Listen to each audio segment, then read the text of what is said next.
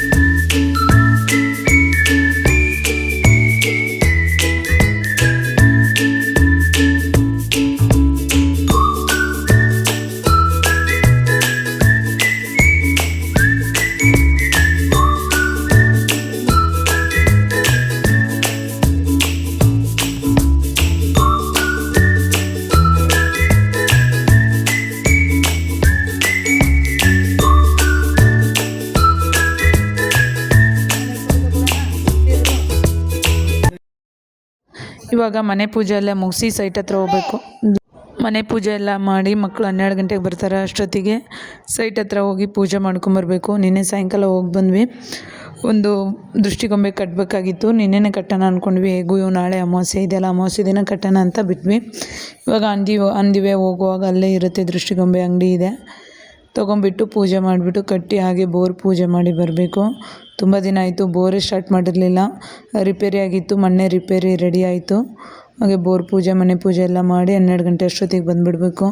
ಇಲ್ಲ ಮಗನ ಪಿಕಪ್ ಮಾಡೋರು ಯಾರೂ ಇರಲ್ಲ.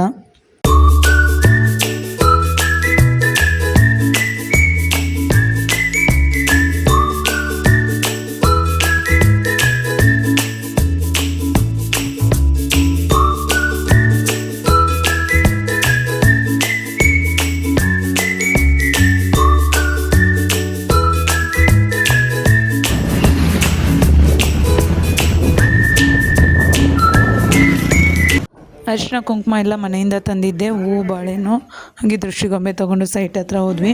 ಇವಾಗ ವರ್ಕ್ ನಡೆಸ್ತಾ ಇದ್ದಾರೆ, ಪ್ಲಾಸ್ಟಿಂಗ್ ಮಾಡ್ತಾಯಿದ್ದಾರೆ. ಗ್ರೌಂಡ್ ಫ್ಲೋರು ಪ್ಲಾಸ್ಟಿಂಗ್ ಮಾಡಿದ್ಮೇಲೆ ಈಗ 3rd ಫ್ಲೋರ್ ಸ್ಟಾರ್ಟ್ ಮಾಡ್ತಾರೆ, 2nd ಫ್ಲೋರ್ ಸ್ಟಾರ್ಟ್ ಮಾಡ್ತಾರೆ. ಈಗ ಗ್ರೌಂಡ್ ಫ್ಲೋರು ಮತ್ತು 1st ಫ್ಲೋರ್ 2 ಕಂಪ್ಲೀಟ್ ಆಗಿದೆ. ಇದೆಲ್ಲ ಪ್ಲಾಸ್ಟಿಂಗ್ ಮಾಡಿ ವಿಂಡೋಸು ಕಿಟಕಿ ಎಲ್ಲ ಹಾಕಿದ್ಮೇಲೆ ಸ್ಟಾರ್ಟ್ ಮಾಡ್ತಾರೆ. ನಾವು ಫುಲ್ ಟೆರೆಸ್ ಮೇಲೆ ಬಂದಿದ್ದೀವಿ ಕಟ್ಟೋಣ ಅಂತ. ಪೂಜೆ ಎಲ್ಲ ಮಾಡಿ ಒಂದು ಸ್ವಲ್ಪ ಅಲ್ಲಿ ಮೊಳೆ ಹೊಡೆದ್ಬಿಟ್ಟು ಕಟ್ಟಬೇಕು. ನಮ್ಮ ಯಜಮಾನ್ರು ರೆಡಿ ಮಾಡ್ತಾರೆ, ಅವರು ಕಟ್ತಾರೆ.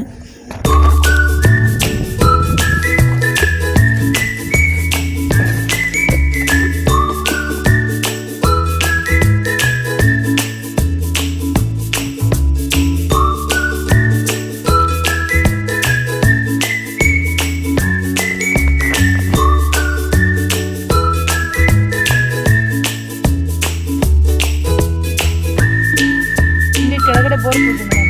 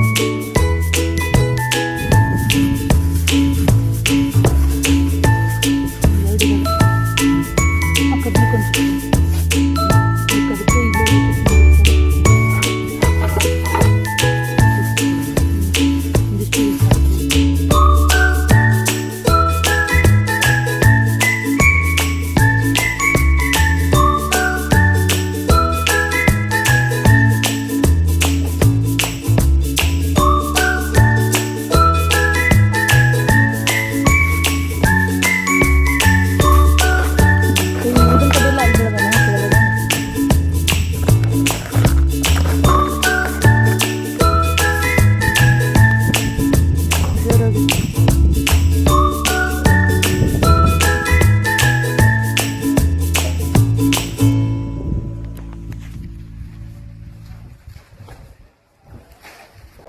ಸೆಕೆಂಡ್ ಫ್ಲೋರ್ ಪೂಜೆ ಮಾಡಿ ಕೆಳಗಡೆ ಬಂದೆ ಬೋರ್ ಪೂಜೆ ಮಾಡೋಣ ಅಂತ. ಎಲ್ಲ ತಂದಿದ್ದೀನಿ, ವಾಟರ್ ಬಾಟಲ್ ತರೋದೇ ಮರ್ತುಬಿಟ್ಟಿದ್ದೆ. ಸೊ ಇಲ್ಲೇ ನಮ್ಮ ಬೋರ್ ನೀರು ಆನ್ ಮಾಡಿಕೊಂಡು, ಇಲ್ಲಿ ಚೆಂಬು ಬೇರೆ ಇರಲಿಲ್ಲ, ಪ್ಲಾಸ್ಟಿಕ್ ಇತ್ತು, ಅದನ್ನೇ ತೊಗೊಂಡು ಪೂಜೆ ಮಾಡ್ತಾಯಿದ್ದೀನಿ. ಬಟ್ ಇನ್ನೇನು ಮಾಡೋಕ್ಕಾಗಲ್ಲ, ಮತ್ತೆ ಮನೆ ದೂರ, ಅಷ್ಟು ದೂರದಿಂದ ತರೋಕ್ಕಾಗಲ್ಲ. ಪೂಜೆ ಎಲ್ಲ ಮಾಡಿ ಹೋಗ್ಬೇಕು. ಅಲ್ಲೇ 11:30 ಆಗ್ತಾ ಬಂತು. ಹಾಗೆ ಮಕ್ಕಳಿಗೆ ಸ್ವಲ್ಪ ಫ್ರೂಟ್ಸ್ ತೊಗೊಂಡು ಹೋಗಬೇಕು.